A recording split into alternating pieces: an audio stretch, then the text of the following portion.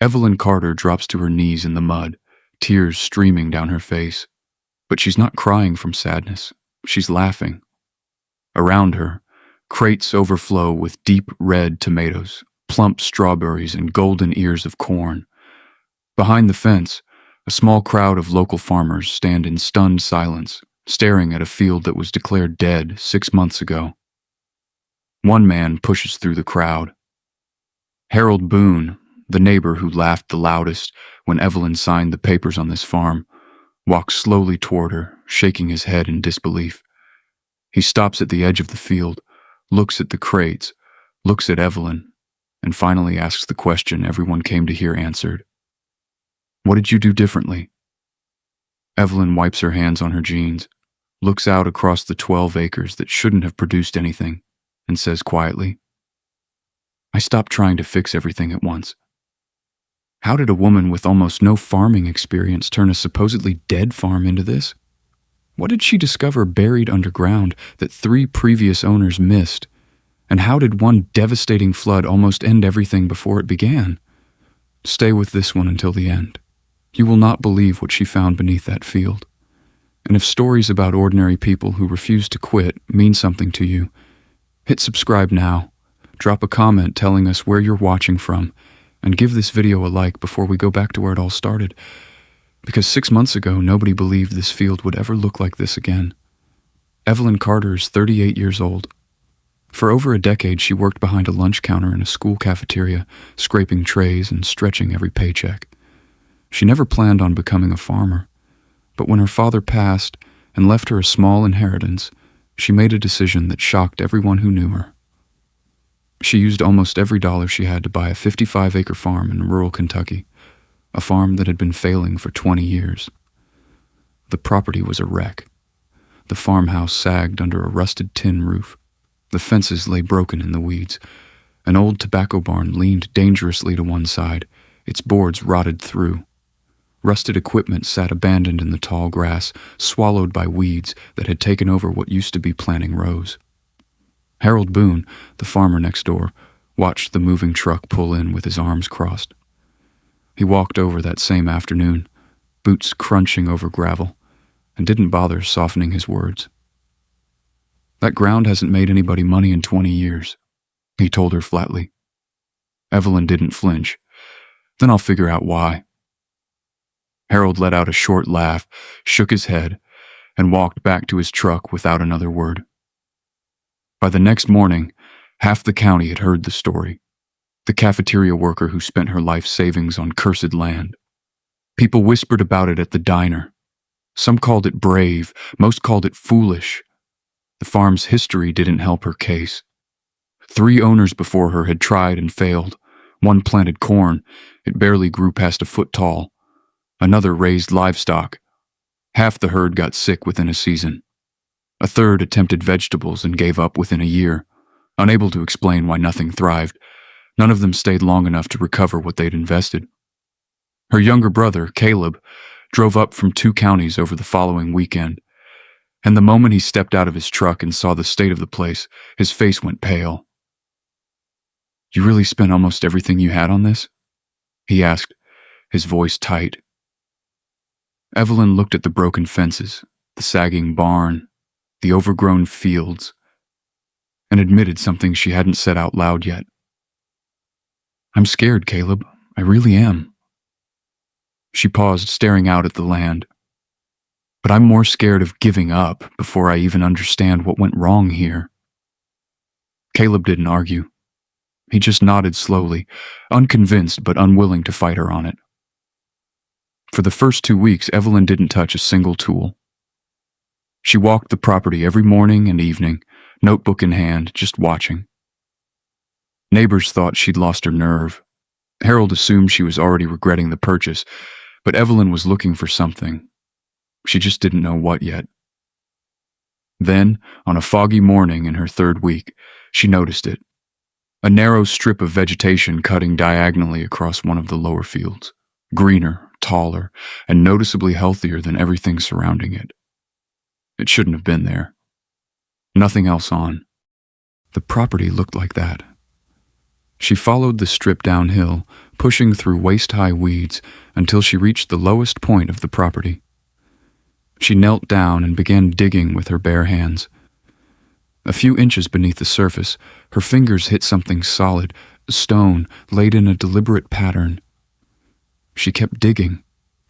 What she uncovered stopped her cold, an old underground spring feeding into a long-forgotten drainage channel that ran beneath the entire lower section of the farm. Her hands were shaking, not from cold, but from adrenaline. This wasn't just neglected land. This was land with a hidden wound, water pooling in all the wrong places for decades, drowning root systems no one ever suspected were drowning. The soil hadn't failed the farmers. The buried water had. She ran back to the house and called Caleb immediately. "I found it," she said, breathless. "I know why nothing's grown here." But knowing the problem and being able to fix it were two very different things. When she got a contractor out to quote the cost of repairing the drainage system across the full 55 acres, the number made her sit down at her kitchen table and stare at the wall for a long time. It was far more than she had left in her account. So she made a decision that made Harold laugh at her all over again. She wasn't going to try to save the whole farm. She would restore the drainage on just 12 acres, repair it properly, rebuild the soil, and prove the land could produce before risking another cent on the rest. When she told Harold her plan, he shook his head, more serious this time. "If 12 acres is all you can afford to gamble on," he said, "maybe you shouldn't be gambling at all." Evelyn met his eyes. "Maybe. Or maybe I finally know exactly where to put my money." She didn't wait for his approval. She got to work the next morning. Evelyn and Caleb spent the following weeks clearing decades of debris from the buried channels by hand, repairing collapsed sections of the old drainage lines, hauling in truckloads of compost, and pulling invasive weeds by the root. Their hands blistered, their backs ached. But slowly, the soil started to change, darker, looser, and for the first time in years, able to breathe. Evelyn planted 3 crops across her 12 acres. Strawberries, tomatoes, and sweet corn. Within days, the difference was visible. Water no longer pooled after rainfall. Seedlings pushed up strong and fast. For the first time since she'd signed those papers, Evelyn allowed herself to hope. Then the forecast changed. A severe spring storm rolled in without warning. Rain hammered the fields for nearly 18 hours straight. Evelyn stood on the porch in the dark, watching lightning flash over her land, powerless to do anything but wait. The next morning was devastating. Entire rows had washed out. Seedlings lay uprooted and buried in mud. Nearly a third of her young crop was gone, destroyed overnight. Evelyn walked the ruined field in silence, her boots sinking into the wreckage of weeks of work. Caleb found her sitting alone at the edge of the flooded section, staring blankly at nothing. He sat down beside her without a word at first. Then gently, he asked the question neither of them wanted to say out loud. "Do you want me to call Harold?" Evelyn knew exactly what that meant. Selling. Walking away. Admitting it had all been a mistake. For the first time since she'd arrived, she seriously considered it. She sat there for a long time, saying nothing, until something made her stand up. Instead of looking at everything she'd lost, she forced herself to walk the damaged rows and study what had actually survived and what hadn't. That's when she noticed it. The sections where the drainage repairs had been done properly were barely touched by the flood. The damage was concentrated almost entirely in the areas where the old, neglected channels still ran beneath the soil. Her theory hadn't failed. It had just been proven, in the worst possible way. She turned to Caleb, her voice steady for the first time all morning. "We're not calling Harold," she said. "We're replanning, and we're finishing the drainage repairs properly this time." Caleb studied her face, searching for doubt, and found none. "Okay," he said simply. "Then let's get to work." Weeks passed. The repaired sections recovered faster than either of them expected. Tomato vines climbed and flowered. Strawberries began forming fruit beneath their leaves. The corn stretched taller by the day. Evelyn packed the first small pickings into the back of her truck and drove to the local farmer's market, setting up a modest table with handwritten price signs.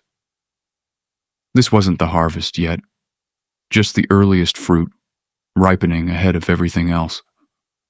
The first weekend, she barely broke even. The second weekend was better. By the third weekend, her strawberries sold out within 2 hours. People began asking where they'd come from, asking for her by name. It wasn't a fortune. It wasn't even close. But it told her something the numbers alone couldn't. The land was working again. The real test, whether the full 12 acres could produce enough to matter, was still ahead of her. By late summer, the 12 acres looked unrecognizable from where they'd started, and the bulk of the crop was finally ready to come in all at once. Evelyn still hadn't sat down and calculated whether any of it had actually paid off. She'd spent nearly everything she had left on repairs, seeds, fuel, and market fees. One evening, Caleb voiced what they were both thinking. "What if the numbers don't work?" he asked quietly. Evelyn didn't look away. "Then I'll know exactly what to change next year," she said. But even as she said it, they both understood the real stakes sitting underneath those words. This wasn't just about proving Harold wrong anymore. This harvest needed to work. The big harvest arrived under a thick morning mist. Evelyn walked into the field before sunrise, and by the time the fog lifted, she and Caleb were moving nonstop, filling basket after basket with tomatoes, sorting strawberries by hand, pulling ears of corn from stalks taller than either of them expected. Crate after crate stacked up beside the old farmhouse. Their hands were raw, their boots were caked in mud, and still they kept going, because the harvest kept coming. Far bigger than anything the market stall had prepared them for.